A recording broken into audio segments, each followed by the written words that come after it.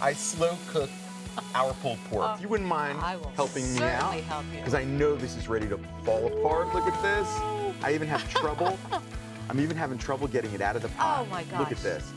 That's This incredible. is the way you want your pulled pork. You want it to fall apart. I did it with just some stock and a little bit of barbecue sauce. Wow. Now what I'm gonna do is I'm just gonna pull it apart just to show you how amazing and how easy this is. It's falling apart. I did it in one pot with the touch of one button. So I'm just gonna hit it with a little extra barbecue sauce. So I'm gonna make little sliders. So you just get a little bit of that pulled pork on these little slider rolls. The key here is we want meals under $10, and we're gonna cheese them up.